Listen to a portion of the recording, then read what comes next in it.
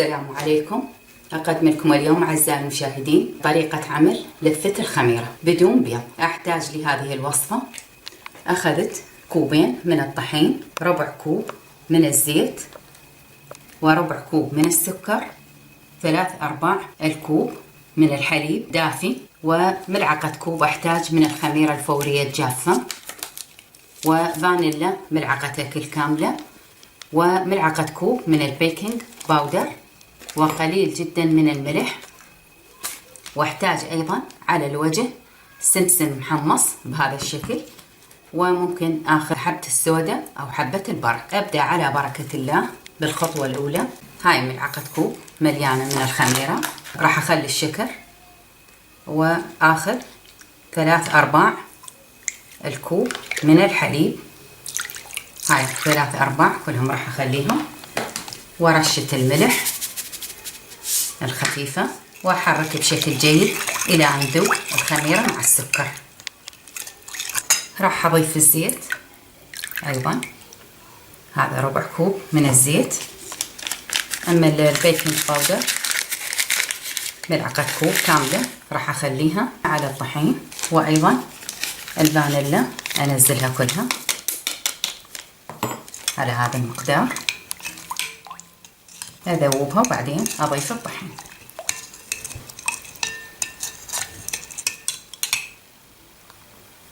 هذا الطحين راح اخلي شوية منه وبعدين اضيفه اخر شي.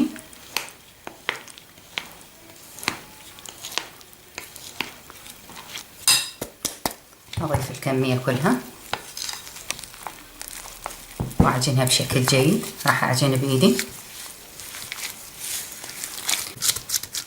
هذا القوام المطلوب، لينة ومتماسكة بنفس الوقت. راح اغطيها بنايلون واتركها الى ان تختمر وارجع لكم ان شاء الله. اعزائي المشاهدين، بعد مرور ربع ساعة يعني 15 دقيقة تضاعف حجمها وانتفخت. راح ابدي اشتغل بها ان شاء الله. اذا تحبون تقطعوها قطع او تسووها بهالشكل، بعدين تقطعوها حسب ما ترغبون، والقطع يعني الحجم ايضا حسب ما تحبون. هاي الاشكال. العجينة طرية ولينة وسهلة بالشغل مثل ما تشوفون. ما تحتاج اسوي اشكال مختلفة. هاي لفة الحلزون بهذا الشكل. هاي الصينية جاهزة، إذا حبيتوا تخلون ورق زبدة أو تدهنون الصينية. هاي راح أسوي ضفيرة عادية، يعني كلنا نعرف نسوي الضفيرة. ما تحتاج بهذا الشكل.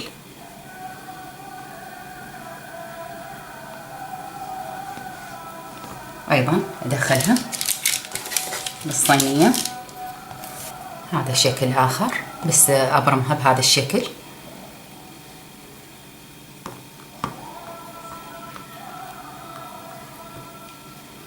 برمة هذا الشكل، وبعدين أسويها دائرية. أيضا هذا شكل آخر. هاي راح أسوي نفس النقشة اللي سويت لكم إياها بالفطائر، فطائر البوتيتا التركية، نفس الفكرة. راح أقطعها بالسكين بهذا الشكل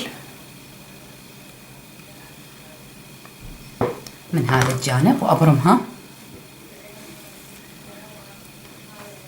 وممكن أسويها بشكل دائري أو أخليها عدلة. هذا هم شكل آخر، وأستمر إلى أن أنتهي من المقدار كله.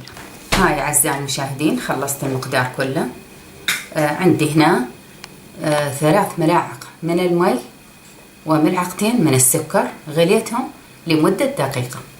راح أدهن بيهم الخمائر اللي عندي أو لفة الخميرة اللي عندي. بعد ما انتهيت من دهنها راح أزينها بشوية سمسم، وأيضا حبة السوداء عندي هذا الشكل، وأيضا إذا حبيتوا شوية سكر خشن ممكن أيضا ينطيها جمال وينطيها لون وبالتأكيد طعم طيب. هسه راح أشغل الفرن بس ما راح أدخلها، أخليها 10 دقائق إلى ربع ساعة إلى أن أشوفها نفشت مرة ثانية وكبر حجمها، وبعدين أشويها. أخليها مو الطبقة السفلى على الطبقة اللي فوق السفلى، لأن بسرعة تنحرق وبعدين ما تنطينا النتيجة اللي نريدها وتكون منفشة. أعزائي المشاهدين، هذا الشكل النهائي للفة الخميرة اللي سويت لكم إياها بدون بيض. شوفوا ايش قد منفشة ورائعة في المذاق، بعدها حارة. أتمنى تعجبكم الوصفة، وشكرا لمشاهدتكم وعليكم بألف عافية.